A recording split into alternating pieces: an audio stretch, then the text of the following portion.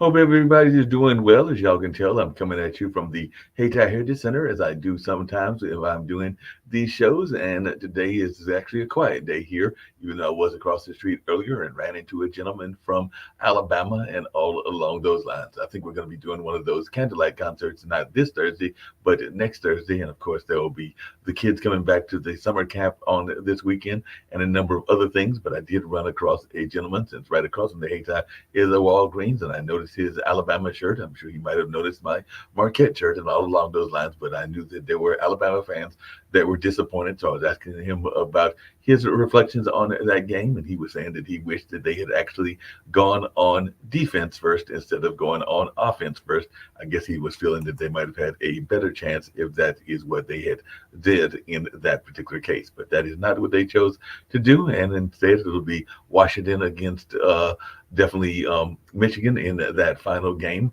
and all along those lines. So definitely that is the way that things went in that space. And he was also saying that the snap wasn't a great snap either. So there were a couple of plays that he wished it could have been done differently. And I'm sure there are some people that were not happy with certain play calls and maybe even certain refereeing calls, because I know there were a couple of basketball games that definitely had some controversial calls, and definitely some NFL games that had some controversial calls. I'm thinking about that one that involved, I believe it was Detroit and a number of other folks as well. So definitely it'll be interesting to see what happens in that world as we're getting ready to get into the height of the sports season. Because I know that I have been definitely following my alma mater, which is doing good, it's still in the top 10, if I'm remembering correctly.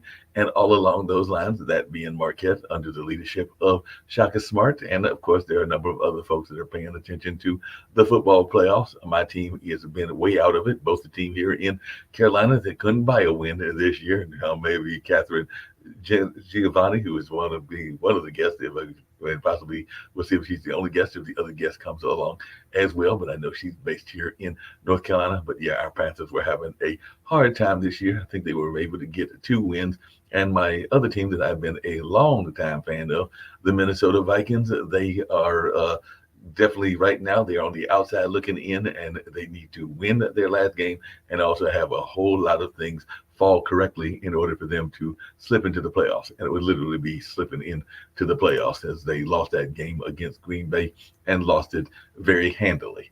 But I know a lot of people are also thinking about what the new year will bring them in terms of their health and wellness, and also in terms of their finances and all along those lines. And of course, it's a new year. And of course, there are people that will be concerned about their health journeys, because one of the typical New Year's resolutions is to do better on that health journey and to do better with exercise. And I guess that means I've got to stop ordering DoorDash, even though I'm thinking right now I might have to go out and get another DoorDash order later on today, and maybe even get out and do some exercising, which I have not been doing nearly enough of in life, just in general. But I've also been joking, even on this network, that I'm going to shoot for 200, and I'm about to hit the big 6'2" in July 1st of this year. So about the middle of this year, I'll be hitting the big 6'2" and all in that space. So like I said, I've jokingly said I'm going for 200, unless you go by some of the biblical characters or other characters that might have some other kind of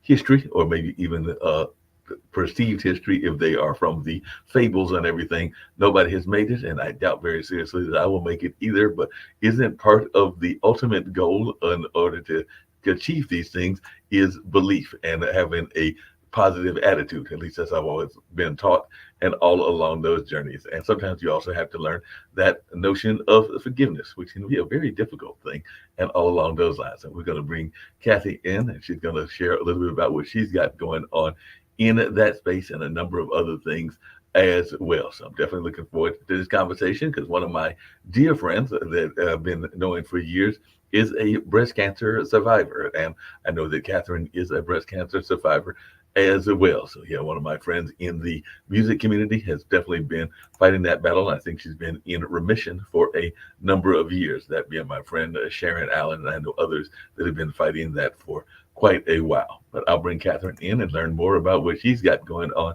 and just that whole notion of forgiveness, and also a little bit about her book, and also a little bit about what she went through. And as you say in your bios, and I know you've been on a number of great media outlets, including Nightline and Good Morning America, and of course being featured in the Time magazines and Forbes. But I did see that you are a proud breast cancer survivor, and like I said, I do know a few folks that have dealt with that, and it is definitely something that is something that I know you women are concerned about. But as I understand it, it isn't just strictly a women's ailment. There are men, then maybe not as many, but there are men that have breast cancer as well. So I wonder if you would just start off there, if you can share a little bit about that part of your journey, and then I definitely want to hear your thoughts around forgiveness, and I also want to learn more about your business as a concierge as well. Well, thank you for having me on, Mark. I appreciate it. Yeah, no doubt about it. So, was it at what point did you find out that you were involved in this, and is it part of what you do in terms of even discovering your own power? Because I do know some people then they are facing adversity, whatever that adversity is. That is oftentimes when they find their true calling and their true gift and everything. Or did you always knew that you were going to be a person that knew your power at a young age? I had glimpses of it. I grew up I had a dysfunctional childhood and, that kind of stuff. And so it kind of teaches you to be strong, so to Right. speak. And then it taught me to be angry Hmm. because, in the eighth grade, my parents got divorced and I was being bullied in school and I tried to commit suicide. So when I had a friend who pulled me out, as hopefully everybody does, but it turned me into this little angry ball of garbage. And I kind of stayed angry for a very, very long time. 3 years before my mother died, she got sober and we became really good friends. And then she died. And once she died, my brain snapped, and I thought, I can't continue my life angry. I'm sick all the time. My finances are horrible. I'm always whining and complaining. I'm getting every flu bug. So I decided to change my life and I started to forgive people. And it worked. I didn't really dive too heavily into it. It worked pretty well. I'm one of the founders of the independent concierge industry. So my intuition kind of guided me through, and I blazed trail, and then I got cancer. Wow. And one day, I am violently allergic to exercise. Hmm. When you see the word exercise in the dictionary, my name is usually not there. Okay. So it was very surprising when all of a sudden I had this gut feeling. We all get these gut feelings. I had this gut feeling that I needed to take up running, me, but I couldn't get it out of my head. So a friend of mine said, try the Couch to 5K running program. This was in 2011. Wow. So I did, started to run, didn't mind it, went from a size 14 down to an 8, and it was close to my birthday in May, and I knew something was wrong. The weight was coming off too fast. And sure enough, the day before my birthday, in 1990, I found a lump. Oh, wow. Went to the doctor, and it was very large, stage 3 triple positive breast cancer. And the surgeon said if I hadn't taken up running, I would be dead because it was in a very strange spot. So we can't, my advice is twofold when it comes to these kinds of things. First of all, don't that little bird on your shoulder ever, Mhm. because it has saved my life 3 times. Not that I'm counting particularly. And the other thing is we can't control what life throws at us. I can't control the fact that I got cancer, but I can Right. control how I get through it. And I was sick for 4 years with chemo and surgery and the whole thing. So they send you to chemo class. Right. True story. Yep. Chemo class. I'm in this tiny little room, very similar to the one you're in now. Mhm. And this nurse Ratchet sits at the front of the room, and all she tells you is negative stuff. You're going to get all of these horrible side effects, and you're going to have all these horrible things happen to you. And my brain just snapped. And I went up to the front of the class. I looked her right in the eye and I said, no, I'm not going to get all of that. She said, oh, honey, it was in Raleigh, North Mhm. Carolina. Oh, honey, you're going to get most of them. I said, no, I'm not. Fast forward a year, I was sick as a dog, lost my hair, the whole thing. But I didn't get all the side effects. I didn't get all the stuff that other people got. She came up to me and she said, "What are you eating?" I said, "Pardon?" She said, "What are you doing to stay as healthy as you are with all the horrible chemo you're getting?" I looked at her and I said, "You remember a year ago when I told you I wasn't going to get that sick?" Right. It's your perspective. It's how you get through it. So forgiveness plays a huge role in how I got through it as well. Oh, and a couple of things that you were saying that struck me and everything. I know that we have a panelist on the network who is getting ready to do the prostate test, and I know a lot of people get concerned about the prostate test and they get apprehensions, just like I know a lot of people get apprehensions about the breast cancer exams and all Mhm. along those lines. So, what do you say to those folks that are apprehensive about going for testing? Because I do know that once you reach certain ages, they are asking you to get various tests. For men, it is prostate and colon and a number of other things as well. And I know for women, they do ask for the mammogram and a number of other things. But, as a society, we oftentimes are not the biggest fans because of that description you just gave of our doctors and our medical establishment, because we are often afraid that we're going to run into the Miss Ratchets or those folks that are a little bit on the don't have the best manners in terms of the way that they handle their patients and all along those lines. So what advice do you give to folks that are apprehensive about going in for whatever the test may be? Don't die until you're dead. Hmm. I know people who have survived stage 4 cancer. Right. I know people who survived all sorts of things. Mhm. The one thing I can tell you is cancer, it's an interesting thing and it's a horrible way to live. Right. But when you survive it, it changes you. And I've often been known to say it's probably one of the best things that could have happened to me because it completely put me on a different path. It knocks you on your feet, it knocks you down. And when you stand up, you are on a different path. Because when you have dinner with the Grim Reaper and you don't go home with the guy, Mhm. it changes you. I'm 62, and the fact that I'm 62 and talking to you is wonderful. Right. One of the books I wrote, I've written a bunch of books, I think 12, but one of the books I wrote is called Rainbows and Banana Peels, and I wrote it on my cell phone when I was in chemo because I was bored.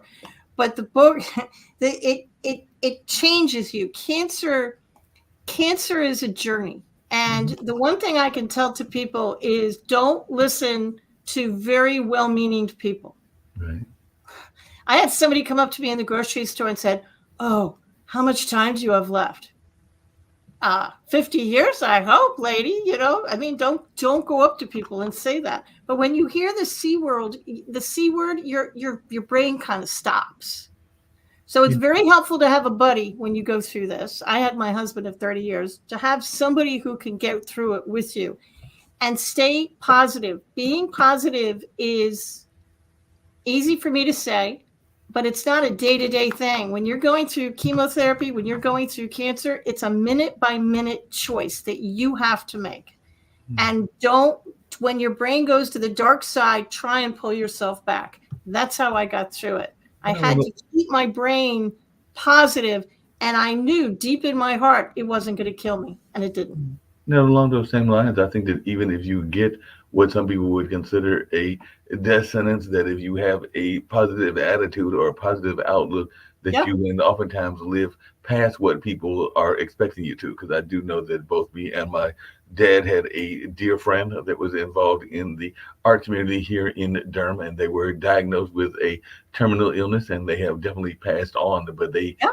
they lived their life past that deadline that the terminal illness was supposed to give them. Because I think they were told that they had like maybe a month or two to live and everything. And I want to say that they lived at least a few years past that terminal diagnosis. And I want to say that part of the reason that Michelle was able to get past that is that she had a very positive outlook, and she also had Yep. somebody in her family, because I think that she had been remarried, so she had a husband that was very supportive as well. So just wondering, how important is it for you to have that support system? Because one of our founders here on the network, they recently lost, on that being Kim Calhoun, their husband, I think about a year or two ago, and all along those lines. But that was the love of her life, and definitely somebody that she knew at a very young age. I want to say as far back as their high school days, if not their college days. But definitely you can see that even when she talks about that ex, she still has that very positive viewpoint of their relationship and everything. So how important is that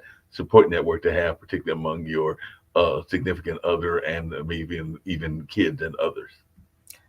To have my husband and two sons support me is really what got me through. But to play devil's advocate, I had a bunch of jackrabbits in my life. I had really, really, really close friends who took off when I said I had breast cancer, and I've never heard from them again. Well, They're just gone. I had family, I had friends, I had a bunch of people scattered like jackrabbits. But I had my husband and my sons. My husband has come to every surgery, every doctor's appointment, and he still comes with me all the time. He came to absolutely everything for what am I, 12 years cancer free, something like that. So yeah, it's very important to have somebody that you can rely on, but don't get too upset when the jackrabbits leave, because not everybody can take a diagnosis like this, and they're leaving because I wondered if they thought I was contagious. I really did. But I think they look at you and say, well, she can get it, so can I. And they run because they can't handle it. So just let them go. They weren't meant to be in your life. Forgive them and let them go. Well, speaking of forgiveness, you had mentioned earlier some of your own past history and even family history and everything. And I know that sometimes I am a similar age, like I said, 61, be 62 in July, and all along those lines. And I know that for whatever reasons, I have not had that significant other in terms of marriage, but I've had folks that I have dated, including for long periods of time and everything. But sometimes if relationships go south, then you sometimes have to do that whole forgiveness thing. And sometimes they are bringing baggage in from past relationships as well. I know that one of your books is that forgiveness journey and everything. So I was wondering, why did you write the book? And do you think that we as a society are good at forgiving? Because I think that that's one of the most difficult things to do, is forgive people that have wronged you in whatever way and everything. And we're not always the best at doing it and everything. And sometimes we let it internalize, and I know that that's not healthy either. But I just wanted your thoughts around the forgiveness journey and why you chose to write this book. We are all taught that we're supposed to forgive, but nobody teaches you how. Right. We're also taught that we should forgive everybody, including the unforgivable. On a forgiveness scale of 1 to 10, they would be a 10. And I'm probably the only one that's going to look you in the eye and say, you don't have to forgive the unforgivable. Sometimes it's not even appropriate. You don't have to forgive the unforgivable. You can forgive yourself and the energy around yourself, but you don't have to forgive the unforgivable. And when I forgive somebody, it doesn't mean I want a relationship with you, because I probably don't. It's not like Alcoholics Anonymous. I'm not going to reach out to you, because I'm not going to. I can do it in the privacy of my own home, all by myself. It doesn't mean they were right. It means that I want you out of my head. I want to stop thinking about you, and I want to do something else. So let's say this is anger. It's a really good visual. It's the only way I can explain it to people. And then I'll answer how I got into this. But this is anger. When you first get angry at somebody, I can hold it off to the side really easy. I'm still conducting my life. I can still see Mark. I can see other people coming in. Easy peasy. But I'm going to continue to hold it, and I'm going to continue to get angry, and I'm going to continue to put more anger inside this glass. So eventually my arm's going to start to hurt, and it's going to slowly come in front of me. I can still kind of see over the glass, but I'm still holding it, and I'm still getting angry because I'm not forgiving anybody. So now my arm hurts. So now I'm using both hands. So now my hands are kind of tied. So now I can't do anything. I literally can't conduct my life. And if I keep holding on to it, now I'm not going to see the significant other. I'm not going to see my dream job. I'm not going to see anything. So forgiveness literally gets people out of your head so you can put down that glass and you can conduct your life. When you forgive people, it'll increase your finances. It will increase your health. It has a bunch of benefits. But do me a favor. Start with the easy ones first. Get a list of 10 people, a list of, people you need to forgive. Start with the people you label number 1. The grocery cart rage. That person who cut you off at the grocery store and you got really mad. Start with them. or the person in high school who stained your sweater, something like that. Easy ones, and save those number 10s for last. Now, what are some of the unforgivables? Because I know that sometimes one of the things that happens in the forgiveness journey is, I guess, the hardest person to forgive is yourself and everything. Because I know that there have been relationships that I've been in, and in hindsight, they were probably toxic relationships, and I probably should have forgiven myself in the first place for just getting involved in them. They might have been people that were bipolar or had other things going on in their Sure. life. And so, what do you consider in some of the things that are unforgivable, and all along those lines? I'm imagining that there are certain deadly sins, if you go the religious route, that are probably unforgivable. But I was just wondering, what are Okay. we thinking in the relationship standpoint that are unforgivable? It's a personal thing. What I think is unforgivable, somebody else might think is forgivable. But I'm thinking, if you're raped, or you were hurt, or you were beaten, surely they are number 10s. Mhm. If you had a rough childhood, most people I talk to who had a rough childhood, forgiving their parents, they're a 10. Mhm. 100% they're a 10. Maybe you were bullied in school. Maybe they're a 10. Maybe you just left a relationship, and for whatever reason, they did something that really set you off, and you've labeled them a 10. That's fine. Forgiveness is an onion. And some of those 10s, you might have to do some mental gymnastics. You might be able to get them down to an 8, and then maybe eventually down to a forgivable level. And some of them you won't be able to. you know, you can forgive yourself. Mhm. And here's other things that nobody else is going to tell. You can forgive people, places, and things. You Right. can forgive your childhood home. You Mhm. can forgive your childhood school. You can forgive. I forgave 1974. Why did I forgive 19? It was a horrible year. My parents got divorced, and I was getting bullied in school. I was in the 8th grade, and I almost committed suicide. So when I sat down and I started this forgiveness journey, I thought, I'm just going to forgive 1974 and everybody in it and the energy around it. I have a friend who forgave a little red wagon. She got her list together and she randomly wrote down a little red wagon, had no memory of the wagon, had no idea why she wrote it down, but she forgave that little red wagon because she thought, well, probably something from my childhood, and I guess I'm mad at the thing. So she forgave it. The thing about it is, when you get angry, you think that the anger goes out into the world, you're yelling at somebody, and that energy, which is neither created nor destroyed, that's what Einstein said, goes up into the clouds and disappears.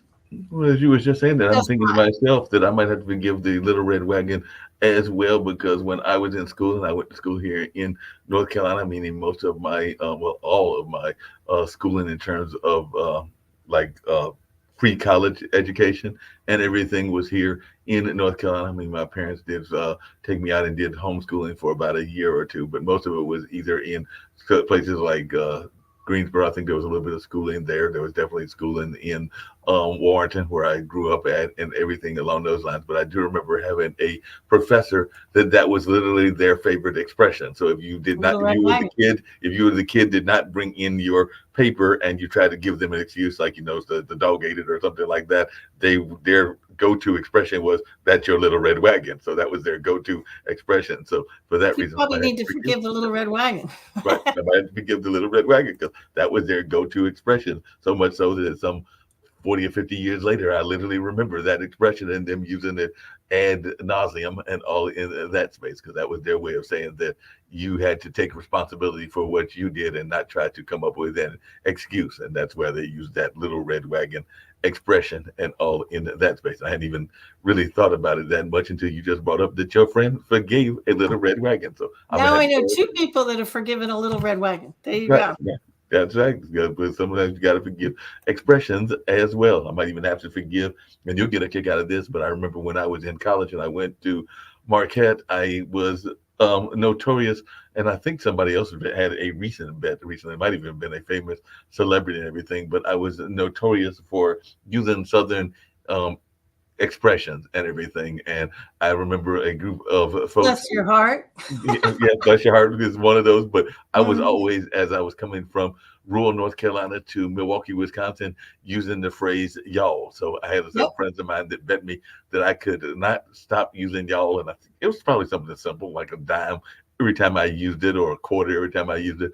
And I think that at some point they realized that I was about to go broke if they actually carried out the bet. So they forgave me that bet because, like I said, I was keeping using y'all, and I still use it to this day. So that's like I still drink Southern tea or sweet tea and all in that space. And yeah, they were like, Mark, we give up.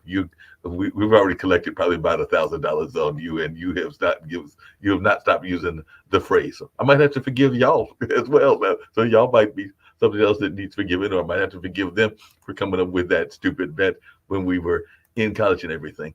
You mentioned earlier, and I wanted to come to that, and definitely want to come back to the forgiveness journey. But you mentioned that you were one of the founders of an industry, and I'm thinking that was when you were in, I believe it was in the Midwest and everything. But during the pandemic, we saw a lot of people that got very excited about concierge work and all in that space because that was one of those jobs that people needed help in, and all in that kind of line. So I just wondered if you could share a little bit about the concierge work and your being a founder in that industry, because I do know I went on my first cruise ever actually with a friend of mine from Nevada, and I know that some of those people are also, I mean, the people that work on the cruise also as a side job may do some concierge work as well, because they sometimes come from countries that are very concierge oriented and everything. But I just wondered how you got into the industry, and if you can share a little bit about that, because the network is founded by two entrepreneurs, that being Nick Palbeda and Kim Calhoun. But I just wanted your thoughts around getting into that business. It'd be my pleasure. The only way I can explain how I got into it is to tell you the history. In 1998, the independent concierge industry really hadn't been born. If there were 20 concierge in the country, that might have been high.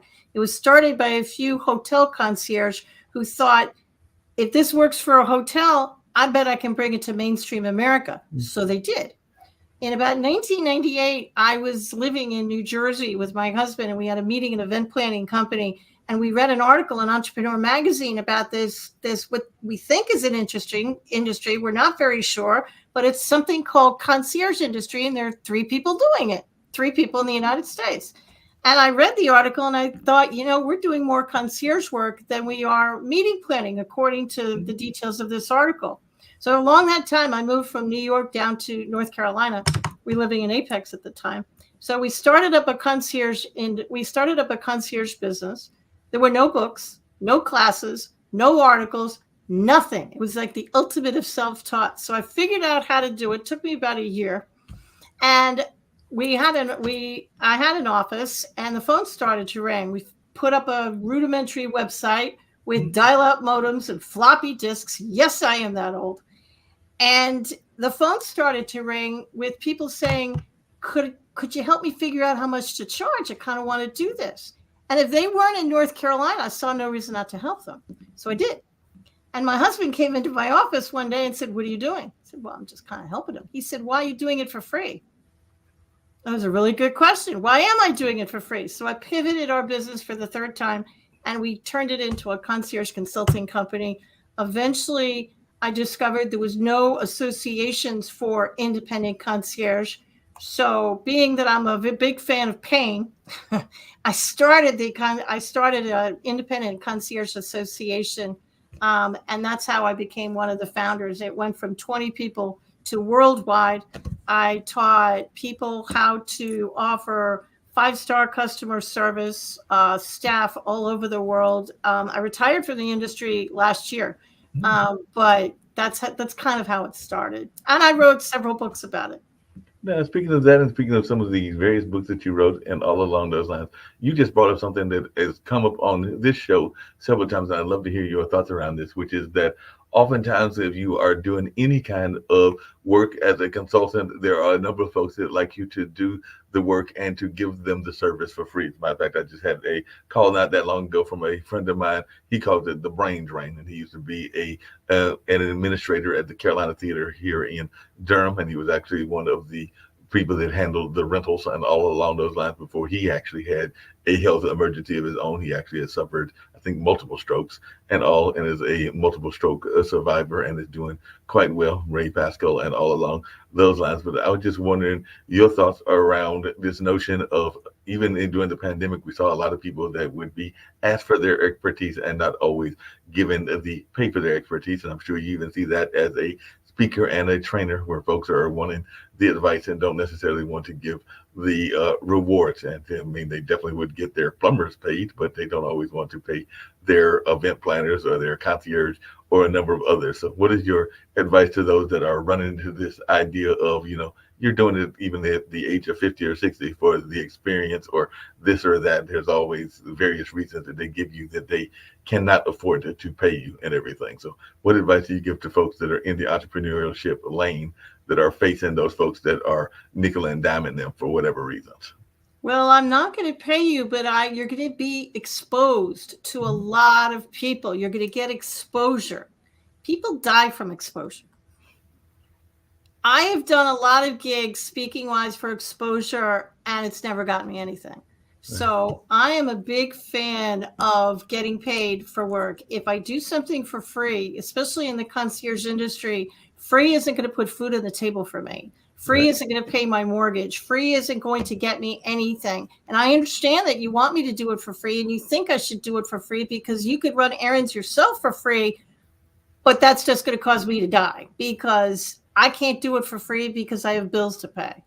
So when people say, oh, Catherine, you'll get a lot of exposure, I appreciate that, but I need you to pay expenses and a stipend because that's not going to pay my bills. So I'm actually not a fan of doing things for free. When you're first starting out, you want the business, you want to do things, you want the exposure. I get that. So do it for a month or two. As long as you have money in the bank and you can feed yourself, okay, do it for a month or two. But there has to be a stopping point. At some point, you have to stop doing it for free because people won't take you seriously if you do it for free, because they won't. No, they definitely won't. And along those same lines, one of the things that I know became very popular, and I joked about it at the beginning, and I was only partially joking and everything, but even in the concierge business, there are a lot of people that were feeling that, why should I pay for a concierge when I can have somebody that is doing it on the independent or the gig level? Because I do know that there are some people that would consider Instacart or some of the other ones, even Grubhub and DoorDash, as a form of concierge work and everything. So what is your answer to folks that are like, why do I need a concierge when I can actually hire some of these gig type workers to do what basically a concierge does and everything, when you call it of that notion of running errands? And there are some people that are pointing to some of these new companies that have popped up over the last 5 to 10 years. Do you want to go to a fast food restaurant, or do you want to go to a nice restaurant where you'll be sit down and people will serve you and give you personalized service? Yep. There are a bunch of people out there that love fast food restaurants. It's a really good fit for them. It meets their needs.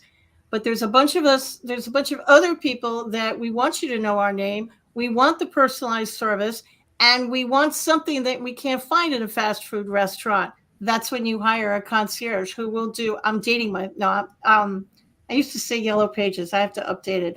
A concierge will do anything on Google as long as it's legal, moral, and ethical. They'll do it. And it's a question of, do you want a 1-star restaurant or do you want a 5? That's really the difference. It's what kind of service do you want? And a concierge, they're going to vet their people. Mm-hmm. No disrespect to the fast food concierge out there, but a real concierge is going to vet their people. So you're not just getting anything. They're gonna look these people up and make sure that they're as honest as the day is long. Because trust is the hallmark of that industry. And trust is very much a hallmark of the industry. Speaking of trust, and this comes down to one of those forgiveness things and everything. I know that one of the things that folks get frustrated about in business is folks that have their dreams and their ambitions, and then they kind of want you to carry their dreams and ambitions and not necessarily think whether that is your vision or not. Because I do know some people that have visions, and they are definitely entrepreneurial visions, and then they will try to bring you into the picture and not realize whether you are having a shared goal or all along those lines, and then they get frustrated if you don't necessarily want to help them out and everything in that space. So how important is it for you to make sure that you are aligned with the vision of the entrepreneurs that you work with, whether that is as a consultant or just in general? Because I know that I've been on some places where eventually I trained them in some of the skill sets, like around even the one we're using StreamYard and stuff, because I realized that they would, if they had their way, I'd be doing nothing but their work and not necessarily going in accomplishing my own goals and my own ambitions and everything. So how important is it to align with people that are of like-minded backgrounds? Well, over the last 25 years, I have trained my competition, not by choice, didn't know I was doing it at the time. So I learned very quickly to trust the little bird on my shoulder. And I mean that with every fiber of my being. You know, you can be talking to somebody who looks good. They're in a 3-piece suit. Their resume looks good. And something just feels off. Right. Trust it. Because that's a little bird in your shoulder chirping at you saying, excuse me, you know, that kind of thing. So you have to trust your gut. And you have to have the mindset of, if it's not a good fit, walk away. Now, a concierge will never say no to you.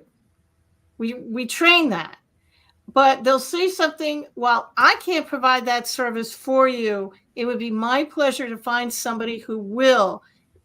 Give me 24 hours, give me a day, give me a week, and I'll circle back and I'll give you a list of people who can help you. So what's the craziest thing? I've done that many times in my life. I got that. What's the craziest thing that you've had somebody request? Because I used to be, and you know, riders are very much a part of the contracts if you're involved in the entertainment world, and I've been involved in that for a number of years. Definitely have worked with the Bull Durham Blues Festival, which is on hiatus and maybe even permanent hiatus, and all along those lines. I've definitely worked with Centerfest and a number of other festivals, including the Eno and others here in this area, and even a few outside of the North Carolina area, and all in that space. Not a lot, but a few that I've at least had some dealings with, and all in that space. But I do know that sometimes people can ask for some unusual requests. I want to say that there was one of the times that I can remember was there was a popular R&B group that wanted to know where the closest dance club is, and I'm not talking about regular dancing, I'm talking about like adult dancing and all along those lines. And one of my friends actually chose to take them there, even though if I had my way, they would not have made it to that particular location, because I thought that could create some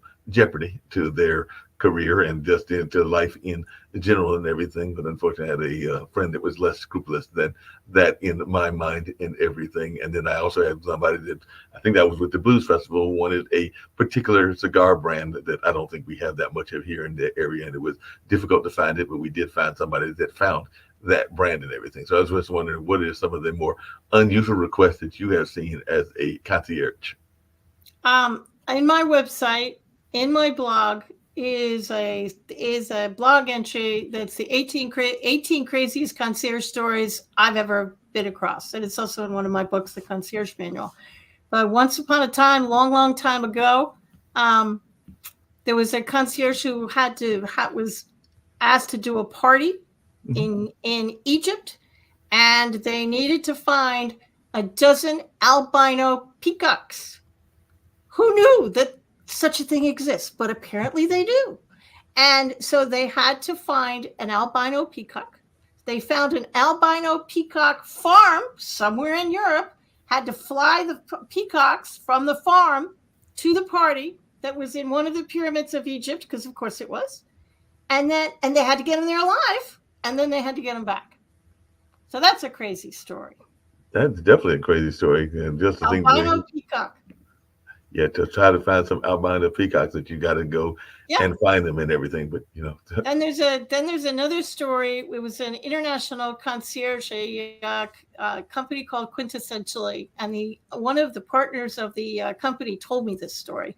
He said he was driving to London, and he got a call from a client who was stuck. They call elevators lifts over there, and he said he was stuck in a hotel lift.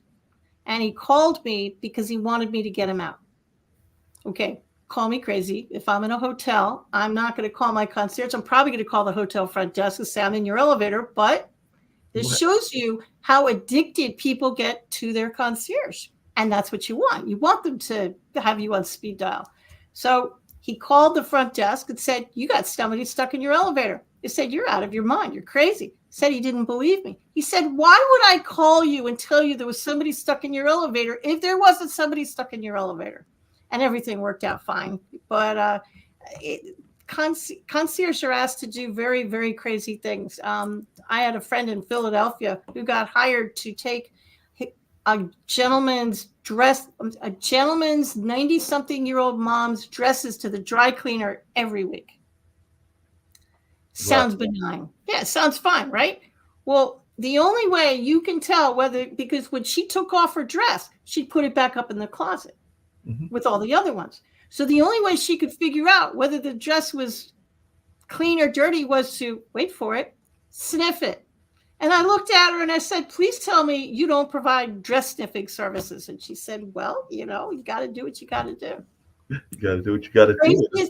The craziest story that ever happened to me personally is not a concierge story, but I got a call and I was busy one day, and I usually answer Catherine Giovanni, all professional, but I was busy that day. I was writing. So I just answered the phone and I said, GOL Group, can I help you? This was about 20 years ago. She said, I'd like to interview you for a book that I'm writing. I said, okay, what's the book about? She said, well, I'm writing a book on how to start a concierge business, and my goal is to blow Catherine Giovanni's book out of the water. Wait a minute. So she called you in order to write a book that was going to actually usurp your book or do better than your book and everything? Did you know who she didn't know she was talking to me? To this day, I don't know how she got my number and how she didn't realize she was talking to me, because I didn't identify myself because I was busy. So I'm from New York. And, for a split second, you think to yourself, I could have some fun with this and I could play this out a little bit. But because I'm a concierge and I am who I am, I immediately said, it'd be my pleasure to grant you an interview. But sadly, you're speaking to Catherine Giovanni. Click. She hung up that phone so fast. We didn't have cell phones back then. We actually had real phones. You could actually hear it slamming into the cradle. And I looked for that book for about a year, and surprisingly, it never came out. It never I'm came out. not exactly shocked by that. That was the craziest thing that ever happened to me in my business career. It sounds like a crazy thing. You actually talking about the cell phone, and I was actually thinking about its invention and, of course, the invention of laptops and all along those lines and how prevalent they are. But yes, I do remember that. And speaking of forgiveness, sometimes you have to forgive people because they have differing beliefs and all along those lines and everything. And I remember, and sadly, she passed away of her own cancer battles and everything. And she was a very successful musician and everything, but a ex-girlfriend that was a college girlfriend, I literally remember rushing to the phone because, back in those old ice ages of the 80s, as you said, most of us didn't have cell phones and all along those lines, but we had a summer relationship, and it was a very nice relationship and a fun relationship. But she was a member of the JWs, the Jehovah's Witness, and I think she wrote me a nice little letter that basically said that the relationship would have to end unless I was willing to join the Kingdom Hall and join that particular denomination and that particular religion. And I was not feeling it at that time. Don't think I'd be feeling it at this time either and everything. So I just remember rushing downstairs to the common phone to basically call this young lady and basically be like, okay, that was fun, but no, that's not happening. So I'm not joining that particular church. So this relationship is ending and all in that space. So that was lots of love moving on, right? It was fun, but I had to move on because I was not feeling it. And all along those lines, it was like, that was one of the times where I had to forgive myself in order to make that decision and be like, nope, can't do it. Cannot compromise my own principles in order to follow in the love train and all in that space. One of the things we talk about a lot of times, Kathy, on this show, and I'd love to hear your thoughts about this because you got so many great stories and so many things that you've been sharing and everything, is that this notion of the inner critic, and you kind of alluded to it before and everything. We've definitely had several guests that have talked about it before as well. And whether it is relationships or whether it is job opportunities, even so where I'm at now, there have probably been job opportunities that I had that conversation with myself constantly and kept telling myself, no, don't go for it. Don't go for it. Don't go for it. And by the time you finally talk yourself into going for it, the job has left or the relationship is left or whatever you are pursuing has left. So we do know that the inner critic can be the worst critic and all in that space. So how have you dealt with that inner critic? And if you had those moments where you're sitting there going like, I know that I am having this internal dialogue with myself, but it might be getting me to lose some business, even in the entrepreneurship journey or in the concierge journey as well. So I just wanted your thoughts around how you have dealt with that inner critic. You can talk yourself in or out of anything, right? Mm-hmm. And you can drive yourself crazy. Should I go in this direction? Should I not go in this direction? Everybody's telling me I should take my business in this direction, and I should market, and I need business cards, and I need to be on social media, and I'm going to be on Facebook and LinkedIn and Instagram and X or Twitter or whatever they call it today. I'm going to do slow down. First of all, one of the things I always ask myself, whether it's something that's blowing up in my life or a direction I need to go in, is I actually legitimately ask myself, what is the most loving solution? And then I get very quiet, and it's that still silent voice in the back of your mind. It's the most loving voice. It's the little bird in your shoulder. It's your intuition. It's your gut. And that's what I listen to. And that's how I kind of got where I am today. That little bird in my shoulder at one point told me to write a book. Never written a book in my life. So I wrote a book. It told me, you should start a concierge business. I should start a what? Didn't even know what it was at those point. So it's a question of listening to your intuition. And just because somebody else says, I got a business for you, I've made a bunch of money, and I only work between 10 and 2, and you can be a millionaire by Tuesday at 5. Okay. Maybe it worked for them.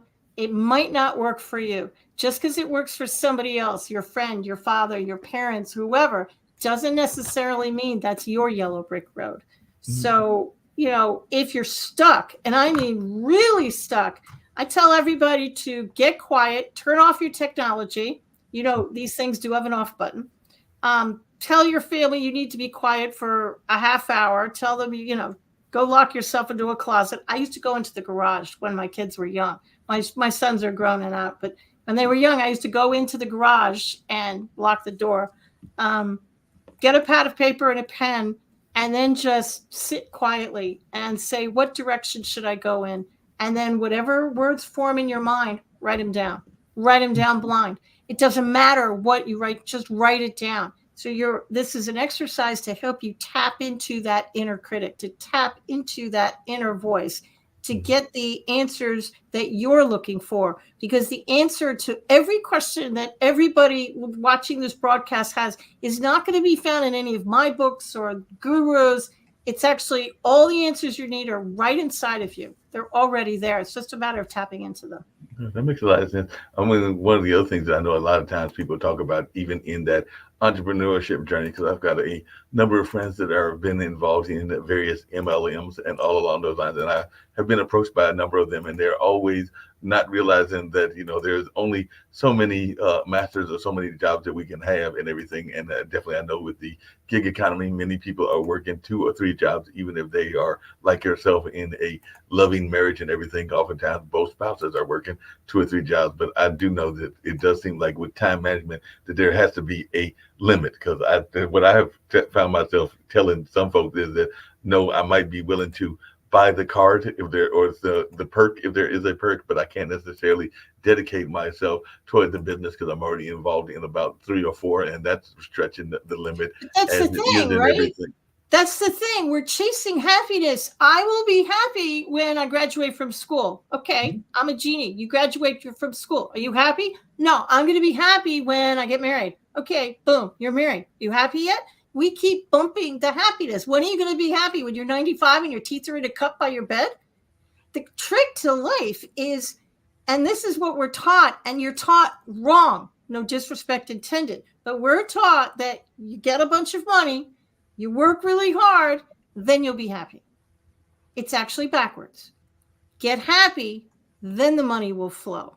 So if you're not happy in your job, you're not happy in your relationship, you take everything you're doing, get a pad of paper, put a line down the middle, go pro and con or yes and no, whatever you want to do.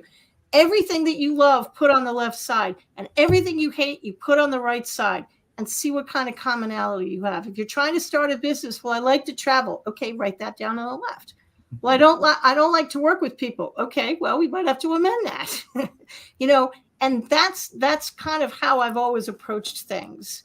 It's a question of what makes me happy. There's no reason you can't make money doing something that makes you happy. No, I agree with you on that. But the other thing that you talk about quite a bit in a number of your books is understanding intuition and Yeah, I empathy, do. and all along those lines. While we hear people talk about it quite a bit, I don't know that many people have an understanding of what it truly means and what that is and everything. So, what to you is intuition and what is empathy? Because I definitely have been told by a number of folks that I am very empathetic, even in the ways that I conduct these interviews and everything. But definitely, and I definitely have an intuitive sense. And sometimes, even though the intuition may tell you something, sometimes we go against the intuition, because even some of those relationships I was talking about, I already knew that they were not going to be for me, but I was trying to figure out ways to make them work in order to pursue what you just said earlier, that happiness and all along those lines. But that little birdie was already telling me that this is a walking disaster, but sometimes Yeah. we don't always want to listen to the birdie and all No, in we don't. that space. When I don't listen to that little bird, that's when things go wonky, right? You're Mhm. very intuitive, and everybody's intuitive. Our intuition will talk to us in one of four ways. You'll see it, you'll hear it, you'll feel it, or you'll just know it. Right. I hear things. Now, it doesn't mean I'm in the middle of a Stephen King novel and I'm going to start hearing and seeing ghosts coming in. That's not what I'm talking about. You will hear the message in a song. You might even hear some words in your head. I usually do. You hear the message in somebody who's talking to you.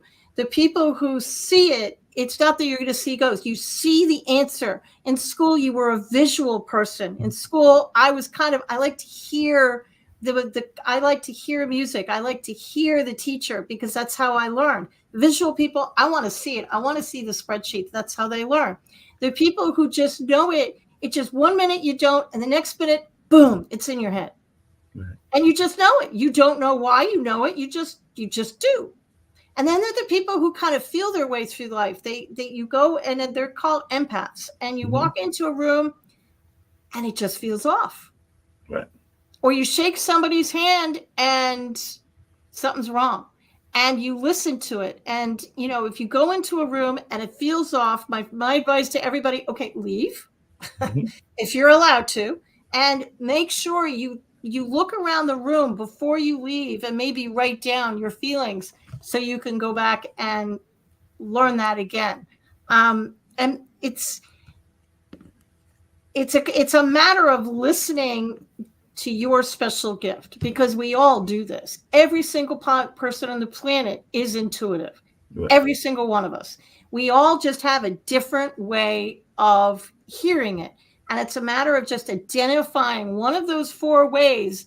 Everybody listening say, oh yeah, I kind of do that. I do have feelings, and I kind of walk into a room, and sometimes I just know, or sometimes I just know things. I mean, I just know it. I just know the answer. It comes right out of my mouth. I just know it. Or sometimes you'll just think, I heard it. I hear voices in my head. It doesn't mean I need a straitjacket, and it doesn't mean I need medicine. It doesn't mean that I'm schizophrenic. Sometimes I legitimately will hear answers. Or sometimes you'll see it. You'll see it in your mind's eye. Can you see your childhood bedroom in your mind right now? I sat there and dug long enough, because I do remember there was a big teddy bear that I had. Yeah. I want to say Can you see the color of the teddy bear? Can you see the room? I can see some of that, because I remember one of the teddy bears was like a brown, I want to say it was like a dog-like figure, and it had big fluffy ears and all in that space. I do remember that was there. And I want to say that there was one of the rooms in the childhood had a bunk bed, and part of the reason of knowing that is because it was literally, remember, and it's a sad memory, but falling out of that bunk bed and literally landing on the floor, thumping myself on the floor, dusting myself off, realizing that I was all right, looked up at the bunk bed, and it was like, no, I'm not going back up there. So winded up sleeping on that particular day, I think on the floor, because I was not going to climb back up to possibly roll back over and hit that floor one more time. That's clairvoyance. That means you're clairvoyant. That means you see the answer. You could see the answer in your mind's eye. You see it. You see it on the page. You see things that you read. But sometimes you can just see the images, and you can see the answer in your head. That's clairvoyance. When you hear things, that's clairaudient. It means you hear the answer. I might hear it in music. I might actually hear angels and stuff giving me guidance. And the empaths and the feeling, these are all what they used to call clairs. And everybody on the planet has one or more of them that they're good at. It's just a matter of waking up to the fact that you are special, and everybody is intuitive, and everybody can learn this. No, I agree. Yes, I wrote a book about it. So yeah, there you go. No, definitely. I know that's definitely more people can tap into, because I remember when I want to say it was my senior year of high school, you're talking about childhood memories and everything, going to a journalism camp and everything. And even to this day, and we were from 5 different states. I think that the furthest south might have been Georgia. So it's Georgia, South Carolina, North Carolina, I think that, Virginia, Maryland, DC area. So, and before, as soon as I stepped in that room, and ironically, that was the same year that my grandfather passed away and everything, and all along those lines. But as soon as I stepped in that room, I already had seen every last one of those faces and everything, because I had one of those visions that you're talking about. Because it's like, I had never met these people ever in my life, and there was a select few that I still hear from every blue moon and everything. But definitely, I just remember as soon as I stepped in that room, I had already known their face and knew who they were before I ever knew them personally, because I'd had a vision of them prior to that particular event. It's nothing to be scared of. A lot of people have these visions. Some people have them some people have them in life or death situations. A friend of mine was falling asleep at the wheel, and right before she was going to hit, this is a true story, right before she was going to hit the median, she heard the words, "Wake the hell up." Wow. And she woke up and turned the wheel, and it saved her life. Wow. The trick is to tap into that energy when you're not in a life and death situation. Definitely have to tap into that energy. Speaking of energy, one of the other things that happens a lot is, and you actually come from 2 areas, because I was actually going to tease you about this, but there are 2 areas that are very much stereotyped and everything, because you mentioned having spent some time in New York, and of course New York is seen as the rush, go kind of place, even though I have known some people that were for 30 years. Yeah, and I've known some people that were definitely not the harshness, and I'm saying that they're not all, some of those stereotypes aren't based on fact and everything, but they aren't as tough as New Yorkers are sometimes portrayed to be. Just like I know some people from the South, including North Carolina, that aren't as polite as people portray North Carolinians as being. So I just wondering, what are some of those stereotypes? Because we want to talk about stereotypes. Both North Carolina and New York have some staunch stereotypes that you have had to deal with and that have surprised you about these 2 areas that you have chosen to call home, one that you grew up in and one that you are now living in now. So I just wondered, what are some of those stereotypes that have surprised you that you found to either be true, or, as I alluded to earlier, they're not always as true as they are perceived to be? New Yorkers are given a bad rap. They're called, it's rush, they're cold, and nobody wants to help each other, and that's actually very far from the truth. They are warm, they are friendly. Most of them will give you the shirt off their backs. In the South, I have found warm, friendly, approachable Southern hospitality, and I have seen people that I just wonder how they get through life. Right. And I have learned a few things. Here's the difference between a Northerner and a Southerner. I figured the North and the South out. I have not figured out the West or Europe, but I have figured the Northerners and Southerners. If a Northerner wants to say something wonky to you, they're going to do it at the beginning of the sentence. So they're going to look at you and they're going to say, "With all due respect," and then they're going to verbally punch your lights out. So if you hear somebody from New York or New Jersey saying, "With all due respect," brace yourself, because you're about to be hit between the eyes with something. Right. A Southerner will put it at the end of the sentence because they don't want to hurt your feelings, and they're very hospitable. So they'll put it at the end of the sentence. So they're going to small talk you for a long time. They're going to want to sit on things. They don't want to make a decision right away, most of them. And then they're going to put their thing on the end of the sentence. So they're going to say something to you like, "Your baby's as ugly as a stump, bless his little heart." So if you hear a "bless your heart," try really hard to think about what was at the beginning of that sentence. Right. But Southerners are warm, friendly, and approachable, and so are New Yorkers. It's a question of, when I go to a city, I expect to meet warm, and I know this sounds weird, but I expect to meet warm, friendly, and approachable people, and that's usually how it plays out. I expect to meet nice people. Every once in a while, I get, you get hit by things, but most of the time, I meet really, really sweet people.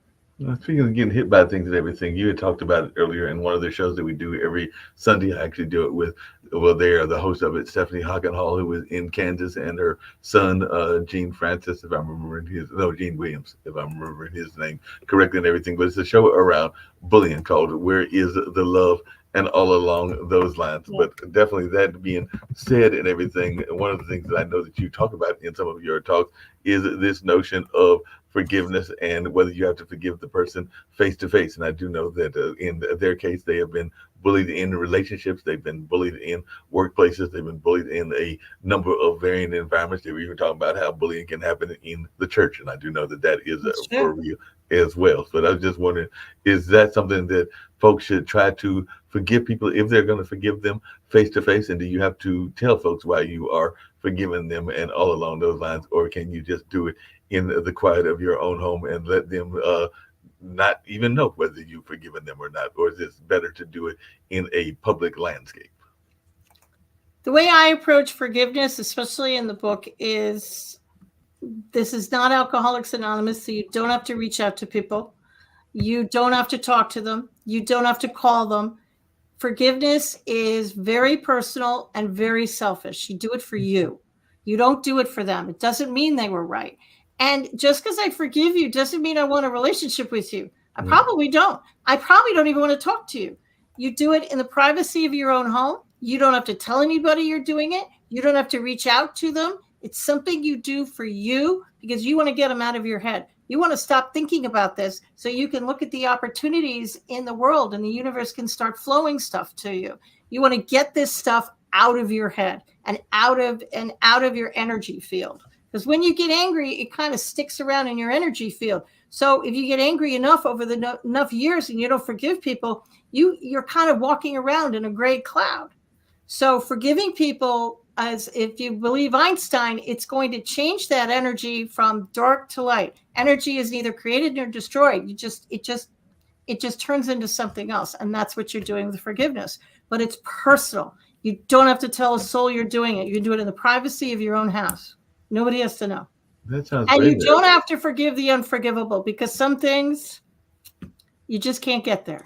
And that's fine. Yeah, definitely. There's some things that you can't forgive, and then That's whatever fine. it is, you're unforgivable on your unforgivable list, and all along those lines. I've talked to a couple people, both on the network and even outside the network, in like just face-to-face conversations as well, that have talked about how they feel that despite the divisiveness that is going on in the country and what's going on in our political landscape and in our world landscape, that they actually feel, and these are even a number of people that consider themselves to be empaths or to be involved in what some people call light work, that we are actually heading toward a better time of the year and that there's about to be a shift and there's going to be a positive shift. And I was just wondering if that's something that you believe as well, and if so, do you think that 2024 will see that, and if so, when, how will it happen? Because I've heard a number of people that have said that all of this turbulence that we've had for the last several years, including the pandemic and including those various wars and a number of other things, is the prelude before a positive shift that is, they feel, is in the future of the, not just the United States, but the world in general. But I just wonder your take on that and whether you think that we are heading toward a positive shift. I agree. You know, the thing about life is you can't forgive something and clear it if you don't know it's there. Mm-hmm. So it's almost like the earth is bringing up all the horrible things. They've been there all along. We just didn't see it. But now we're seeing it. It's all coming up. And now that we can see it, you can fix it. Mm-hmm. And it looks like our world is getting worse. But what's really happening is it's actually a rebirth. And we're seeing all the horrible, yucky stuff come up. And hopefully our society all across the globe is going to have more loving, more compassionate way of looking, a more forgiving energy. And I agree with them. I think we're moving towards a completely different world that's going to be a lot better than this one. But we're not going to move to it until we get rid of all the horrible stuff. And you can't get rid of it if you don't know it's there. Yeah, that makes a lot of sense. You mentioned earlier having that loving husband of yours and definitely having the two kids and all along those lines. And I had alluded to it earlier, having a multitude of jobs in my own life and everything. But how do you deal with that work-life balance? Because that is something that I find a lot of entrepreneurs struggle with, and all along those lines. I just wondering, how do you deal with that work-life balance? Because I know earlier you had mentioned something that I know a lot of folks have a difficult time with, which is turning off of the devices. And so when I say devices, I'm not just talking about the computer, but sometimes you also got to turn off the TV. And like my nephews, if you got one of those Oculus sets, you sometimes might have to turn that off as well. But how do you deal with that work-life balance and all in that space? We figured that out years ago, actually. We both wanted to stay home with the kids, and I like to work. So we pulled our operation and our company into our house. So I've been working out of my home since 1995. And back in those days, nobody worked out of their home. You jumped through hoops of fire to prevent people from heat knowing you worked out of your home. You'd say things like, "Oh, I'm going to be in your area anyways. Why don't I drop by your office?" I wasn't going to be in their area. I just didn't want them to come to my house. So now everybody works from home, but working from home allowed me to, I have my own company. So it allowed me to have my own hours and be there for soccer and football and baseball and all those things.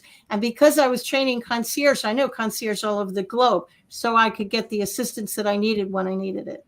Yeah, that makes a lot of sense. You're talking about that, and I was also going to bring up something you brought up earlier as well, which is this notion of running, and how if there was an exercise or a picture of the anti-runner, it probably would have been you and everything. And ironically, my brother was one of those as well. I don't know that he was all that active in exercise and all in that space, but he did try to do some of those mud races or whatever they call them, but Yeah. there's those endurance races. And My I brother-in-law think, did yeah, that. Yeah. I think that after he failed two or three times, that was society or the Mother Nature telling him that he didn't need to try anymore. So he gave up on those, because I think the first one he did, he literally once he broke his leg or broke a femur or something like that, almost as soon as the race started. They're And then, really hard, those races. I they, won't do one of those. My brother-in-law used to do stuff like that, and they're hard. yeah, they're very hard. And like I said, I think Mother Nature was telling him not to run in those, because I think it was the second or maybe it was the third one. And I don't think he's attempted it since. He's got some other hobbies like riding those Polaris slingshots, and Yeah. definitely using those to do other things that are very much his way of relieving and exercising kind of like whatever tensions are and everything. So what are some of the things that you do? Because I know that I sometimes will do puzzle games and everything in order to alleviate whatever stress may be going on in life. But what is your go-to activity to alleviate stress, whether it is stress from work or stress from family or just stress in general? Because I know that I have used to play Word with friends, and now I'm doing one of those puzzles that has to do with shapes and trying to get the keys that then solve one of those kind of like detective mysteries, or kind of like a logic puzzle. Matter of fact, I think that's the name of the game, is logic puzzle or something like that. But yeah, I've been finding those. But what is your go-to way of relieving stress? Music and walking. I'm a big fan of music. In fact, the only way I can write is if I'm listening to very loud music. Used to drive my parents crazy, but it's the only way I can actually focus. And I'm a big fan of walking. So if I'm really stressed out, I usually peace out and I'll go take a walk just to clear my head. And I do have on my phone, we all have games and puzzles and stuff that we use, we all do that. But I'm a big fan of walking, and I'm a big fan of music. It's just the music, it kind of clears my head. Yeah, that makes a lot of sense. Definitely gotta have the head cleared and get those things going in that space as Mhm. well. And I used to do that. There's a pond not that far from Duke that I used to walk a few times, and then I stopped getting into that habit. So I need to get back into it again, and all along those lines, because I got into out of the positive habits and everything. So A big this. dish of ice cream also is I'm a big fan of. Yes, don't email me that I know it's bad for me. Yeah, I know it's bad for me, but if you have a really bad day, I haven't had a drink since 1990, so I don't do that. But a big bowl of ice cream, little chocolate sauce, I'm a fan. It sounds like it. Sounds like you're a good fan of that and everything. I mentioned earlier, it's the beginning of the new year, and I've not always one to do New Year's resolutions, because sometimes think that we set ourselves up for failure by setting them up as resolutions and everything. But I'm just wondering, what is some of the New Year's goals? Because I think New Year's goals is different than a resolution. Because I think sometimes think that if you set a resolution, you're already creating this expectation that might be beyond reasonableness and all in that space. But whereas if you set it as a more manageable kind of like thing, like I want to do it by year's end or within the year, then it might be easier than saying that, I'm going to lose 5 pounds in the next week, or I'm going to lose 10 pounds. I'm going to find the love of my life within 2 weeks and everything. Those sometimes seem like they might be unrealistic expectations. Whereas if you set them as goals that you're hoping to accomplish within a longer time frame, it just seems more reasonable to me and everything. But I just wondered, is that a similar philosophy that you have, and if you have any set for 2024? I don't do New Year's resolutions and I don't do goals. I do feelings. I do New Year's feelings. So if you want to make $10,000 this year by June 5th, I will turn that goal into a feeling. Okay. When I earn $10,000 by June 15th, it's going to make me feel how. And then I'll write that down. And then instead of reciting that stupid phrase every day over your coffee, I'll look at the phrase and I'll think about how I'm going to feel. I'm not going to recite the phrase. I'm just going to put myself in a feeling mode and saying, if I have $10,000, how is it making me feel? Well, it's going to make me feel happy. It's going to make me feel good. So I'm going to sit and try and get into a happy space while I'm thinking about that resolution. So I do New Year's feelings. I don't do New Year's words. New Year's feelings sounds like a great way to do things along those lines. I know a lot of people this past New Year's were rushing down as society has opened up again to go see the acorn drop, where I understand there was an egg that was dropped in Nashville, North Carolina, that is, and I think there was a pickle drop in Mount Olive. So I was wondering, is that what you and your husband did, or were y'all one of those folks that was doing either a watch service or doing the kind of like relaxing at home? Because I know I brought it in, literally watching, I think, our local affiliate and them showing the dropping of the acorn, and also calling mom, because I do think it is important to have that connection to family members as well, particularly if you have a loving family. And I know not everybody has the same kind of loving family that I had, and all in that space. But if you've got a good relationship, it's always good to stay in touch with them if you've got that loving relationship. Now, if you don't have the loving relationship, that's a whole nother matter and everything. But I was just wondering what y'all did for the New Year's, and how important do you think it is to be connected to one family, and also being connected to what some people call the ancestors? Well, usually we don't drink, so we usually stay home. Most of my family has passed, sadly, but we will call the family that's still alive on both sides, and we will certainly call our sons. But we usually stay home. Sometimes the sons will come home and be with us. More often than not, I'm asleep by 12:04.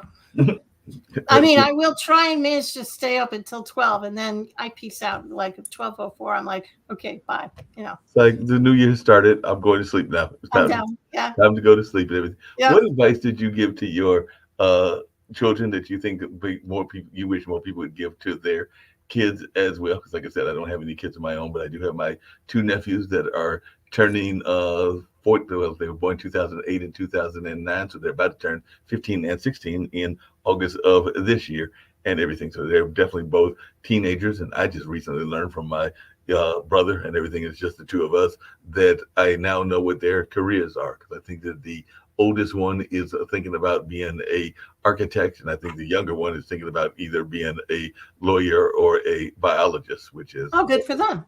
Yep. It's two different careers, lawyer and biologist. That's on two opposite sides there. It's two opposite, and I'm not sure where the lawyer is coming from, because I don't know that he has any lawyers in the family. His grandfather or his great-grandfather, because it was my grandfather, but his great-grandfather was a biologist. The building at North Carolina Central University, the biology building, is actually named after my grandfather, his great-grandfather, and I know that my granddad, my dad, his granddad, is also very much into science and biology, even though he's known more in this area as an artist and all in that space. And he had that happen as a second or maybe even a third career, because he was also an activist and was also involved in radio and a number of other things before becoming an artist over the last, I'd say, but him and Linda have been together for 25 years. So at least probably almost a quarter of a century, if not longer, that he's been doing the artwork. But he's definitely been an active artist for probably the last 10 or 15 and all in that way. But I was just wondering, you know, it's just interesting hearing the advice from other people. So what advice did you give to your kids and everything? Well, one thing we did is we had a family dinner. We sat down as a family and ate dinner almost every night. And I would ask the boys, what is the best question you asked today? Because I didn't want to say, what was your favorite lunch? What did you do? Nothing. I mean, you're trying to elicit something. And inevitably something would come out, and I would tell them, what is the most loving answer you can come up with? You know, if they were having a fight with something, well, what's the most loving way you can get out of this mess? Tell me that. And the other thing I tried to do is just let them be their authentic self. You know, I tried not to mold them into the image that I wanted them to be. I tried to allow them to be whoever it was they were going to be. And my oldest son is a federal law enforcement officer, works for Homeland Security up in Washington. And my other son is a video editor. So they turned out pretty well. It'd be nice if they gave me some grandkids at some point, but you know, we can't have everything. Well, like, and that could happen late because my brother actually gave my parents their only grandkids when they when he was in his late 30s, early 40s, because he is now in his mid 50s or about to be. I joke with him that this is the year that he will turn the speed limit. So he'll turn 55 in October and all along those lines. Good for him.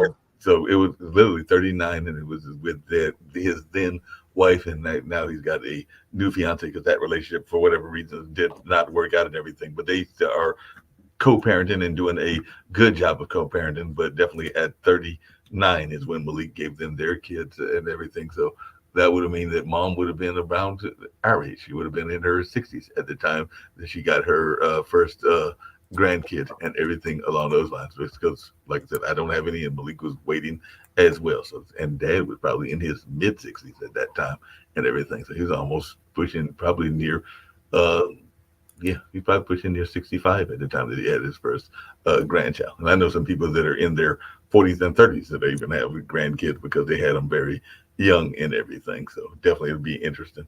But my mother used to reverse her age. So, you know, I'm 62. So she'd say, well, I'm, 26. Yeah. I always thought that was pretty funny. No, well, my mom turned 88. She couldn't reverse it anymore. So there's that. My mom had something that was similar. My mom used to joke when she was, I want to say when she was in her 50s, and maybe when she was in her 60s, but I'm pretty sure when she was in her 50s that she was going to start counting backwards. So if that was the case, by now she would be in her 20s because she just recently turned 80. Well, last year she turned 81 and everything. So if she was going by that, 50 to 81 would be 31. So 50 minus 31, she'd be 19 now. So yeah, she's definitely. Here's some advice for anybody who's turning 30, 40, 50, 60, and you're all freaked out about it. What I used to do is 30 killed me, and then nothing ever bothered me because I figured it out. When I turned 39, I used to tell people, well, I'm going to be 40 next year. So technically I was telling people I was going to be 40 for 2 years in a row. So by the time I actually got to 40, I was used to saying it. And I've been doing that ever since. Hey, that sounds when I turned 60, I'd say, well, I'll be 60 next year. So by the time I got there, it still kind of stuck on me, but I was more used to it than I would have been. So since this year will be 62, you're saying that I should tell everybody that I'll be turning 65 next year, so that by the time 65 actually gets here, then it will be less painful and everything. I only do that for decades, but you could do it for 65. Sure, you could. Absolutely. Because you do it for 2 years in a row, then it's not as painful. Okay, it'll sting still. I'm not going to lie, but it won't be full-fledged pain. It won't be full-fledged pain. Did you ever regret not having a girl? Because I do know that there's some people that had all girls or all boys, and that they wish they had the opposite gender. And I know others that were like, no, I didn't want somebody that was the same gender as myself and everything. So I'm just wondering. I'm grateful for what I got, to be honest. And I will get my girl eventually. Somebody else has raised her. They've put her through school. They did a brilliant job. They're going to wrap her in white and give her to me. So I'm a patient woman, and I will get her eventually. I just have to be patient. You just have to be patient and wait for them to find that other half, and you will get it in the sense of the daughter-in-law is what you're talking about. Some family's doing a bang-up job with her, and then they're going to give her to me. And I'll be And that. then that sounds like plans. I know a friend of mine that just recently happened, and she is not in, unlike you, she is not in a rush for them to give her a grandkid. But one of my dear friends from one of my jobs, not this particular job, but another job that is a testing company that I work for, meaning literary testing, measurement, ink, and everything. But yeah, I think it's her oldest son, because she's got two sons as well. And I think it was last year, the that son and his lady love got married, so she now has a daughter in that sense. But as I said, she's one of those folks that isn't rushing necessarily to get any grandkids. But I've got others that are the opposite. I've got a dear friend that is became a grandmother at a very early age. I want to say she was a grandmother in her early 40s and everything, and definitely she's now hitting the 50 milestone, and she's got multiple grandkids. And sometimes I think those grandkids are more of her precious love than even the kids were. She's had four kids and all in that space. And she was also in the service industry as well, because I want to say she has been trained as an esthetician, a car saleswoman, as well as a number of other fields as well. But yeah, she loves the dearly, I think, all of those grandkids. Because every time I'm looking on her Instagram or Facebook, it does seem like there's constant pictures of those young people and her being very much attached to them in one form or fashion. Now, she's not always the biggest fan of the kids, but that's a whole other story. That might be that forgiveness journey that you were talking about. So she definitely hasn't had to have anything to do the young people have done to be forgiven. But yeah, she's not always the biggest fan of the kids that were brought into the world by her and her then significant other. But yeah, we can't always pick the family that we are born with and all along those lines. So I guess that's one of those Sure. forgiveness journeys, is that Yeah. sometimes we, what's that old saying? You can't pick the family that you are born into, and you can't Yeah. always pick the family that is provided to you and everything, because sometimes they can aggravate us and all along those lines. And I know that even in my own life, sometimes if financial consequences come in, I am one to go to my parents, and particularly mom, just because I know that mom will probably say yes and all along those lines if you need some financial help. Not that I won't go to dad, but I just know mom is probably the go-to first answer, because she's probably going to be quicker to say yes and everything. So I'm sure that you even get that from your kids, even though they are doing quite well. You mentioned one is that Homeland Security, and the other is a videographer. But I'm sure that there might be times that there are things that happen that they need some parental advice, or maybe even some parental guidance, or even some parental Once in a while. finances and everything. Once in a while. We can't control what happens to us in life, but we can control how we get through it. We can control our perspective. And as adults, you're not who you were as a kid. And I Right. think that's what trips everybody up, because they still think of themselves as that kid who messed up all the time. And everybody said I wasn't going to amount to anything and all these horrible things. But that's not who you are anymore.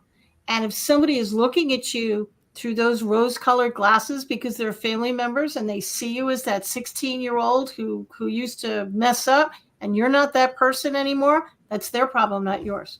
Mhm. Um, how people see you is their problem. How you see you, that you can control. So just knowing you are not that person anymore. And every day we wake up, it's our opportunity to reinvent ourselves. We don't have to wait for January 1st. Every day is a new opportunity to say, that's it. I've had it. I'm going to change. No, No but along those same fanfare, lines, no book, no, trumpets, just a quiet little, I'm done. yep. But along those same lines, there, because but when the pandemic first started, I actually need to reach back out to IPC, who is a well-known graphic artist in the sense of like cartoons and other kind of animation, and also a haiku champion, and is very active on Clubhouse and even some other platforms. I think he's on Instagram and a number of other things. But during the pandemic, he started a kind of like a cartoon oriented audio troupe that I was a part of, called the Funky Eye Puppets. And one of the things that he talked about was how we sometimes lose that childlike wonder and don't We necessarily do. want to tap into that childlike wonder as well. So that is, I hear what you're saying about definitely being responsible adults. But sometimes I think that we also, on the flip side of that, don't do a good enough job of allowing some of that childlike wonder and some of that childlike joy to stay into our life as well. But I just wanted your take on that, because that's something that I enjoy doing and might even get back involved in 2024, with playing these voices of different characters and all along those lines. I think mine was called Echo, and all in that space. But I was just wondering your thoughts around childlike uh, involvement, because as soon as we go to whatever we go to, whether it's the military, whether it's college or whatever, then all of a sudden it's all about being as adult as possible. And I think that we don't bring enough childlike enjoyment to anything from relationships to work to a number of other things. And I'm always an admirer of companies that allow play to be part of their environment. I think people don't know what fun is. Hmm. I ask people all the time, what brings you joy? Right. And 9 out of 10 people cannot answer my question. Mhm. What's fun for you? They just kind of look at me. I watched TV last night. I think going out and having fun and doing things that bring you joy is the key to life. Childlike wonder. If you love drawing as a child, go pick up a coloring book, Color by Numbers, an adult coloring book, and just start coloring. When I was talking about rose-colored glasses, I was actually referring to how people see you and your family Right. who want to put you in that box that you've always been. So you're not that person anymore. But if you're stuck in life and you're in a 9 to 5 and you just don't know what to do, try going out and having some fun. Hmm. No, And I'm not talking about going to a movie or watching or binge watching a series on Netflix. I'm saying fun. Go roller skate. right. Okay, if you're 62, you won't roller skate because I'm scared I'll break my neck. But go out and do something fun. Go ride a horse. Go ride a bike. Do something. Go play hopscotch. Something. Hmm. Go have some fun. Right. Laugh with your friends. Crack jokes. That's the key to life. I mean, Ron and I used to go into chemotherapy, and we used to be, the younger viewers won't know who this is, but we used to be George and Gracie, who are a little comedy team. Right. And we used to just go in and make people laugh. Why? Because it's more fun than crying. No, I agree with you. And there's a show that we do regularly. Billy Graham does it, not the famous um, pastor or even members of his family and everything, but it is a motivational speaker out of Texas, African American motivational speaker. And if you ever watch the show and see his commercial that opens the show, he is speaking at one of the African nations. I forget which one it is. It might be in Ghana or something like that. And one of the things that he brings up is, well, a couple things. He brings up the notion of he doesn't want to take all of these great ideas with him to the graveyard. And I definitely understand that and agree with him on that and along those lines. But the other thing that he says is that how can that we are told to break out of the box, but how can we break out of the box when there is really no box to break out of, and all along That's right. those lines. So that is one of his lines, is that There is no makes box. a lot of sense. Everybody, you can't put me in a box because there is no box. And that's exactly what he says, is you can't put me in a box. I read a meme on Facebook just yesterday, said, if you're one of those people who think the glass is half full, Mhm. go buy a smaller glass and pour the water into that glass. There you go. Now the glass is full. I thought it was an interesting perspective. That's a very interesting perspective, because if the glass is half full, go get a smaller glass, and then it'll be a full glass and There everything. you go. It's a matter of perspective. Think outside the box. Okay, well, I don't have a box, so there's no box for me to think outside of, because I don't fit into anybody's box. Right. No, you definitely don't. Never did.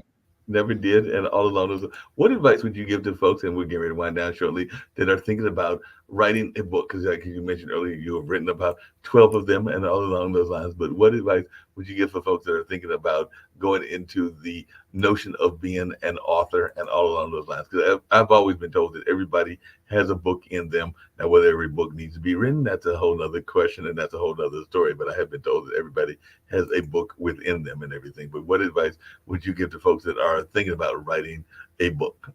Just start writing. One of the mistakes that people make when they think about writing a book is they think, okay, I have to come up with the title. Then I have to write the chapter 1, chapter 2, chapter 3. And that's actually not true. I really did write one of my books in chemotherapy on my phone. And what I did is, when I thought of something, I'd write it down. So I didn't know if that was chapter 1. I didn't know if it was chapter 10. So just get on your computer and just start writing. Mm-hmm. And just start writing. If you're writing a memoir about your life, you don't have to start with your childhood. Start with whatever floats into your head. Once 3, 6 months, a year goes on, and you have enough files on your computer, okay, now you can put them in order. Now you can say, okay, well, this one should be here, and that one should be here, and that's when you can find a title for the book. So just start writing. Don't put yourself in a box and pigeonhole. Just start writing. Yeah, that makes a lot of sense.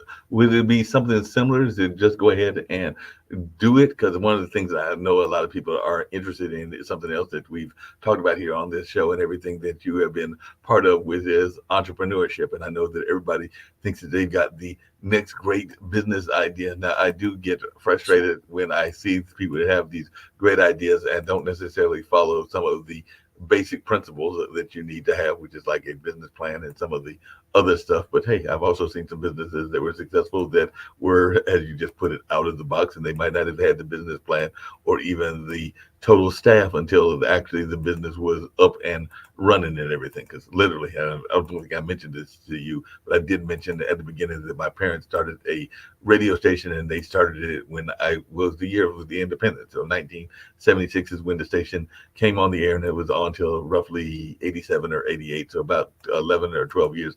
And part of it was them being frustrated by the fact that they did not hear enough minority voices. They didn't hear enough rural voices. And they also had a love of certain music styles that they weren't hearing enough of, that being jazz and blues. So with no radio background whatsoever, mom was trained as a guidance counselor and dad was trained in the military as an engineer. And I think in college in that field as well, but not a radio engineer, but like the more civil type of engineer, if I remember correctly. And like I said earlier, he was involved in civil rights struggle activities here in North Carolina and everything. So with no background, but seeing a need, they created it. And that's part of the reason that I like what Kim and Nick are doing here at Pod TV, because I think it's a similar narrative. Some 76 to 2006, some close to 50 years later, with similar mindset and everything, even though it's closer to like 40, 45 years later and everything, but still a similar mindset and all along those lines. So I was like, I can definitely relate to it and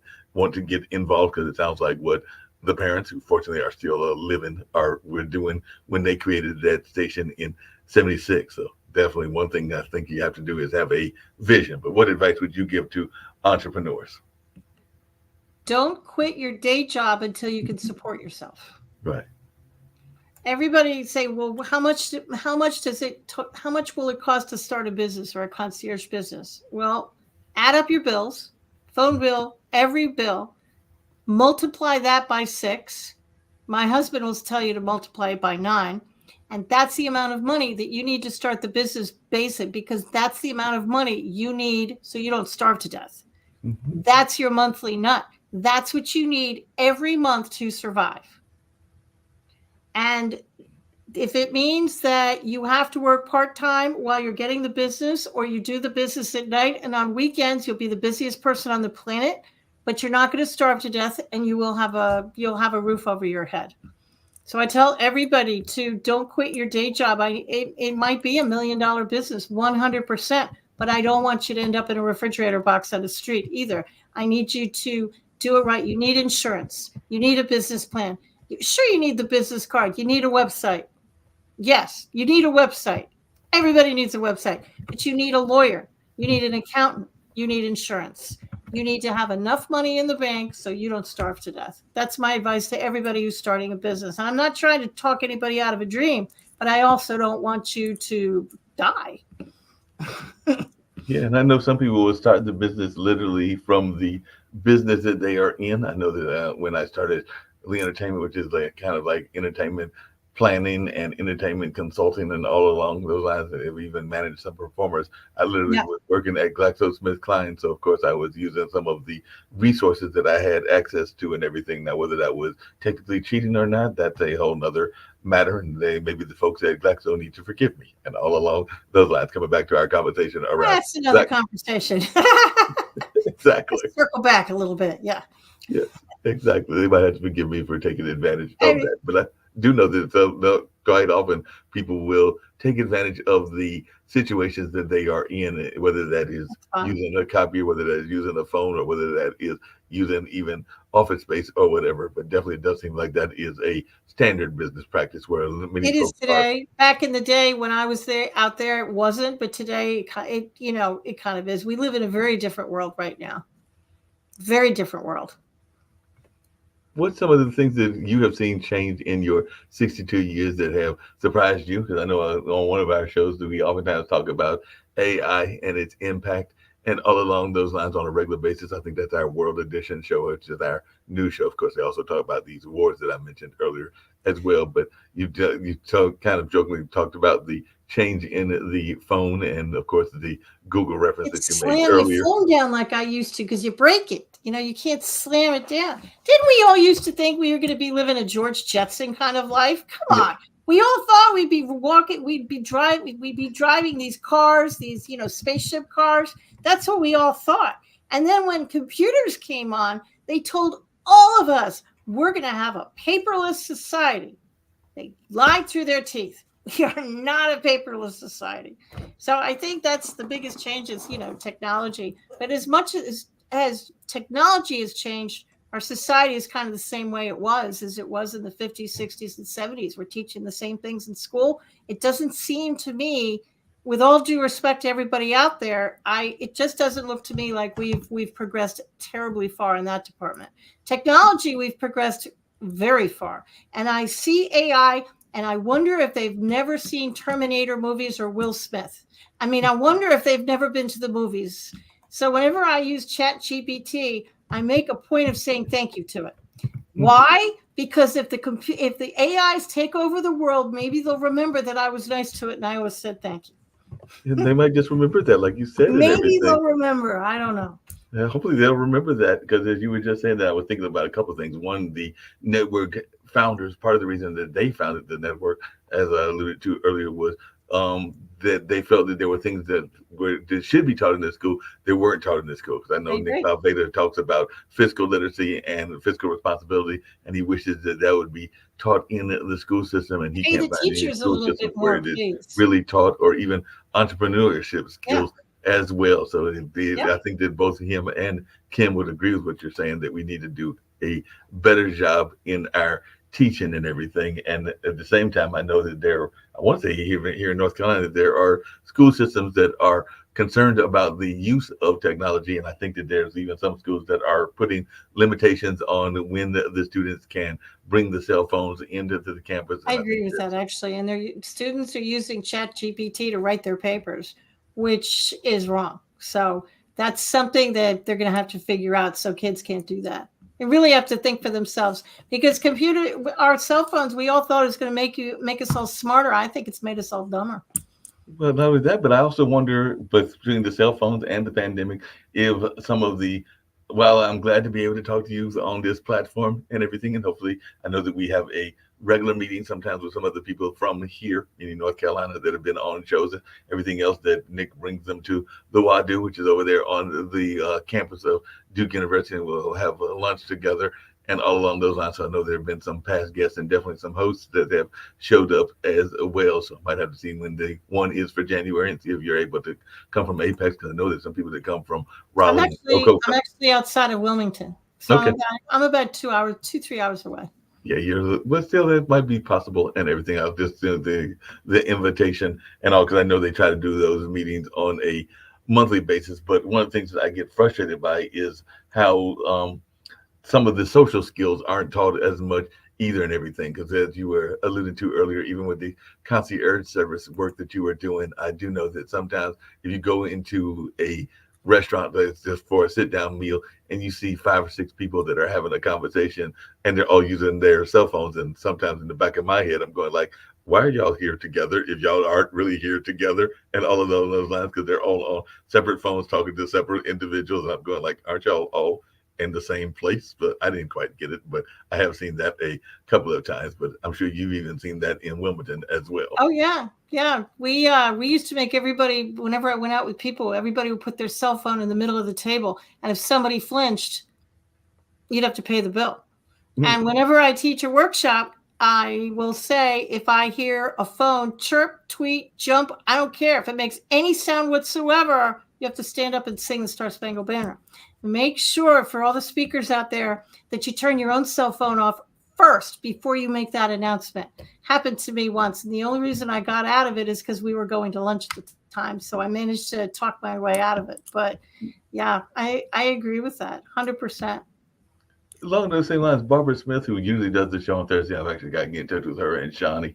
She used to have these like certain things that she does a show called Empowering You. It was in Thursday evenings, and now it's Thursday afternoon, and that's why I've got to check and see whether we're on for this Thursday or whether she'll come back on the 11th for the first episode and all in that space. But she would oftentimes talk about kind of like catching how a lot of times when people are given an introduction to the speaker, they basically read the bio, and there's like the bio is already provided and all along those lines. So she would sometimes ask a question that would get people to break that mold. So she would sometimes say that she was, I forget the exact phrase, but something like I was an engineer by 8, I was a race car driver by 10, and then I was a something else by 12. And she would give backgrounds as to how this happened. So the engineer at like 8 was her literally breaking down something that was in the house and rebuilding it and all along those lines. And the race car driver was literally her, riding her parents' car or something along those lines. So there was a narrative that got the person who's doing the introduction to break out of that tried and true tradition of just reading the bio and everything. So I was wondering, how do you get people to introduce you in a way that is less stale than some of the introductions are at many speaking conferences? So like I said, that was one of Barbara's little tricks of the trade, but I was just wondering how you deal with it and how you try to get them to give something that is a little bit more vibrant. Sometimes I'll write it for them. Mm-hmm. Sometimes I'll just give them some verbal suggestions. Because I don't like to step on people's toes when they invite me to speak. They've got a certain format of doing things. But when I'm asked, I'll tell them, to they can say anything they want in my bio. But I'm a big fan of people can read. Mm-hmm. So I like to have it short and sweet because everybody can Google me. They can go to my website. They can read my bio. And I'm a fan of, you're not really here to hear my bio. You're kind of want to hear what I have to say. And I feel that way about every speaker. So I try and keep them short and sweet. No, that makes a lot of sense. Just keep them short and sweet and all along those lines. As I said, getting to wrap it up, because I'm actually getting to get out of this building, get back to my apartment and house and all along those lines. But one of the things I get every guest to do is, if you can tell folks that have been listening to this conversation either now, and I have seen a few people that have popped in at least on the little eyeball, as well as other ways that I'm able to know and everything. And also I will air these interviews several times during the course of the week and the month, even after they are aired. So any words of positivity and hope, because as you've learned, that's part of what I am all about, is spreading positivity and hope to the globe in whatever ways I can. So any message of positivity and hope that you would like to share with our global audience, as well as ways that you can be reached and contacted, and any messages that you haven't got out, because I think we've covered quite a bit of what I know you're about, including entrepreneurship, business, and the concierge, and being a breast cancer survivor. But anything that you would like to share that we might not have tapped into, and any message of positivity and hope and ways that folks can reach out to you. And hopefully you'll come back even on our new show, because like I said before, we do the new show every Monday through Friday at 10 a.m. And I might even send you the link for tomorrow's, all along those lines. And if you want to jump in, that becomes a little bit more of a food fight, because we do have people of different political views, whereas I like to just have open conversations and not be as much of the contrast kind of things that some people do. But it's still a good show and a fun show. But I still may send you the link, and if you have the time, pop in. And if the food fight becomes too much, you are perfectly welcome to pop out as well. If people want to purchase any of my books and you want to see what I've written, you could go to KatherineGiovanni.com. Catherine is spelled a little bit weird. It's KATHARINE, Giovanni.com. A list of my books and all the things I've written are right there. The newest one is this one, The Ultimate Path to Forgiveness. My biggest message to anybody is to be your authentic self. And I'm not being tried. I actually mean it. Everybody's trying to put us all in a box. And if you're not happy in what you're doing, it probably means that you're not being your authentic self. You're not being true to yourself. You're not doing things that make you happy. You're not being the person you know who you are. Why? Because maybe you're scared society is going to accost you. They're going to pick you. They're going to point their finger at you and say, you shouldn't do that. It's like the bullies in grammar school. Be your authentic self. It's why you're here on the planet. The only way we're going to heal the planet is if we be our authentic selves and we do what we're meant to do. Okay, Catherine, what am I meant to do? You'll figure it out.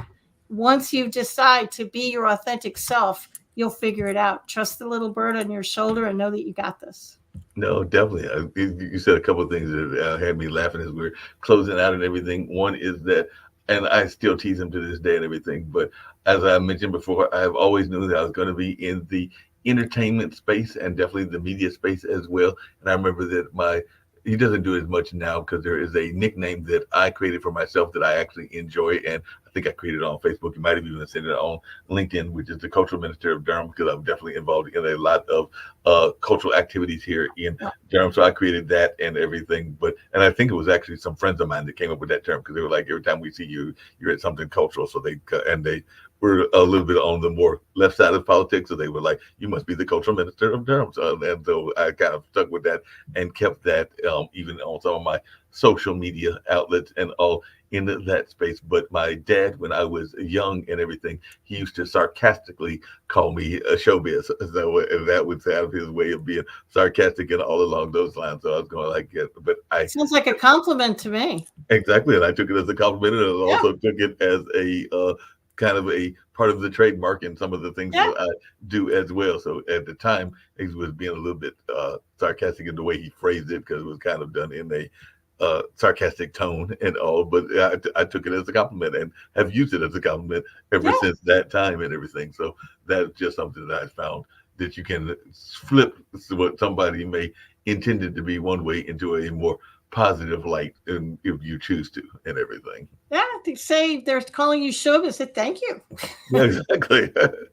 And the little side entertainment, you run the risk of irritating them, which might be very entertaining, to be honest. So there you go, little side entertainment. Little side entertainment, and it might even, like you said, if they're using it one way and then you flip it and everything. Because I know that there are some women, including one of our founders, Kim Calhoun, that sometimes will use a word that is associated with certain animals, namely the dog and everything, but also associated with a certain part of our culture and everything, and rhymes with that word. And she basically will try to reclaim the word by using it as part of acronyms and all along those words. So that's another case. I'm from New York, and I live with somebody who grew up in Hoboken, New Jersey. So yeah, I've heard it all. Yeah, I'm sure you've heard it all along. One thing that I have enjoyed about our conversation this afternoon, before we totally wrap and everything, is I love your animal references because I'm a big fan of animals. Don't have any animals at the moment, but I've had cats in the past.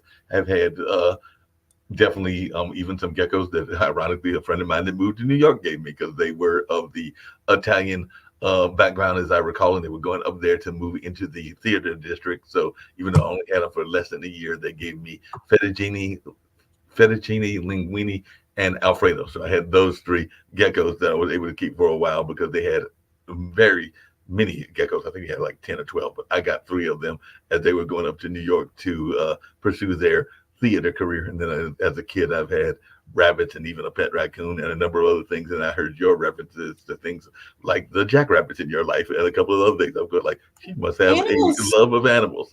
Animals are smarter than us. They blindly trust their intuition. Humans are stupid because we don't blindly trust our intuition. We talk back to it and say, you're out of your mind. I'm not going to do that. But animals, they blindly trust it. They're 100% smarter than we are. No, I agree with you. I think that animals are much smarter, and I think that sometimes they are also wondering why we do what we do. I had a friend of mine that got one of those, and she was a cat lover and still is a cat lover to this day. And she got one of those little light switches that you sit there and you try to get the cat to do tricks with and everything. And I think the cat might have done, as a kitten, the trick for like maybe less than an hour, and then the cat was like, no, I figured out the game. I'm not playing it anymore. So I have a cat. She looks at you, it's like, you want me to do what?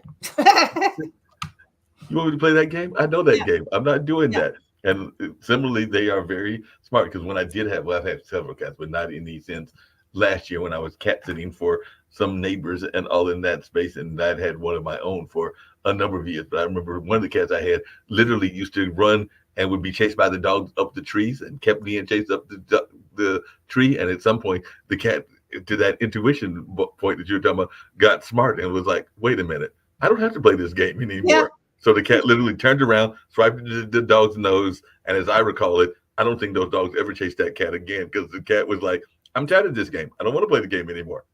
They're smarter than us. When I can't remember, about 10 years ago, there was a huge tsunami. I think it was in Thailand or someplace over in Asia. And there's a story goes that, and this is true, you can Google it. I just don't remember when it was. The elephants, they were trusting their intuition and they were grabbing their keepers and trying to drag them to higher ground. And the keepers were humans and say, what are you doing? It's a beautiful day. Why do you want us to go up there? The elephants saved everybody. Because they knew the tsunami was going. How? They trusted their intuition. Their brains didn't talk them out of it. No, and Saved along a those lot of same lines, people. yeah, and along those same lines, we can go back to something that is now over 20 years ago. But when 9/11 happened, and all along those lines, and I brought it up on this show and other shows as well. I used to go to a friend's art gallery. Another friend has a similar art space in that building right now. And I think he might be having to move because of some renovations and everything. But I remember we would have regular conversations in downtown Durham before all of the gentrification and all of the development. And we would see all kinds of animals, birds around, Yep. even animals that you didn't want to see and everything. And to this day, I have talked to people, including people from New York City, that I have asked them this. And I said, after 9/11 happened, how many animals did you see? And to almost a man and a woman, most of them have agreed with what I remember, which is that the animals got the feeling that humans are about to get stupid, so they disappeared for a while. So They I've talked peaced to out, people. man. They left. They left. They were like, Peace out, man. Yeah. they were like, we threw y'all folks got to get stupid. So even people that like the pigeons in New York, when I talked to my friends in New York, they're like, I don't remember seeing any pigeons for at least a day or two. They were like, we're done. No, because humans, we talk ourselves out of it, don't we? We will question what our intuition is saying, leave. And you're like, why? I'm comfortable. I don't want to leave. And you kind of think you're crazy. You're kind of, why do I have this feeling I should leave? Okay, well, animals don't question it. They just leave. They just leave and They just leave. They don't question it. They don't You can question learn a it. lot from animals. Yeah, we definitely, and I think we even learned it during the pandemic. Because the other story that I remember people talked about was how when we were locked in, then the animals realized that we were locked in, and they were like, "Well, we can be more free." So there was the whole example of animals that had not been seen in like the canals of Italy and other places. Oh, Where I they were remember like, that watching that. Yeah, in Venice, and all the animals were coming back, mhm. and the air quality got better. Yeah, everything got better because the animals were like, "Hey, the humans are locked in the house, so we can go enjoy our freedom and everything." Yeah. Well, like I said, I have thoroughly enjoyed this conversation. Went about the times that they usually go, which is somewhere around an hour and a half to 2 hours. And I hope that you will come back, and I will send you that link for tomorrow. And if you get a chance, pop in. And some of the shows are multiple guests, and sometimes it's just one-on-one, as this has been. So hopefully you'll make a return trip either on tomorrow's news or on another online dinner party. But I'll keep sending you links, and whenever you are able to pop in, please do. And one of the things we've been doing is we've been adding, because we have a bookstore, a bookstore that is the books of folks, because I'm considered an Amazon influencer for whatever reason, because I don't even know how I got that title. But since Amazon gave me the title, I'm not going to argue. So Pod TV has attached my bookstore to their network and everything. So I have like the idea list. So I'll be adding yours as well. So hopefully, who knows, we might even get some purchases of your books from some of our listeners that have heard this conversation. So I'll be adding those this evening as soon as I get to the house and everything. Don't let I'll add all 12, but I'll add at least the current one and maybe 3 or 4 other ones that look interesting, including some of the concierge ones as well. And who knows, I might even get bored and add all 12. Thank you. I appreciate it. No problem at all.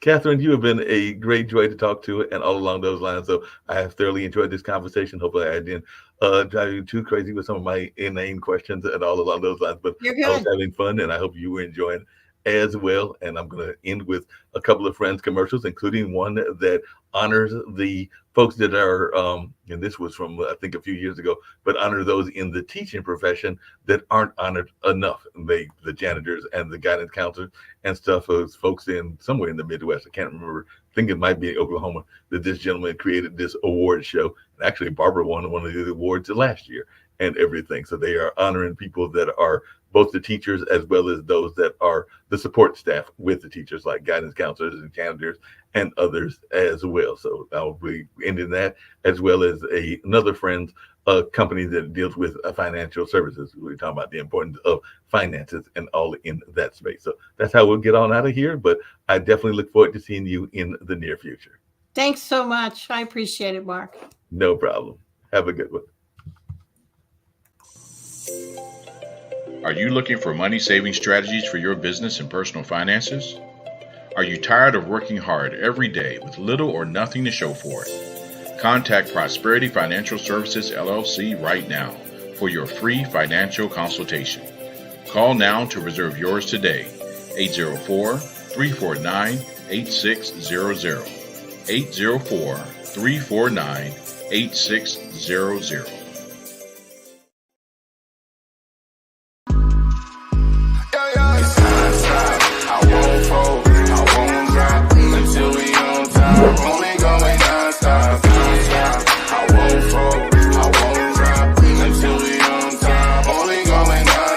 I want to thank everyone for coming to the 2020 TAF Awards. This was a show like no other, people. This is the Grammys for dignitaries, educators, and support staff around the state of Oklahoma and worldwide. We cannot do this without the support of the people. So we thank you. I thank you for being such a dedicated supporter to this movement for the Teachers Appreciation Foundation. I thank you.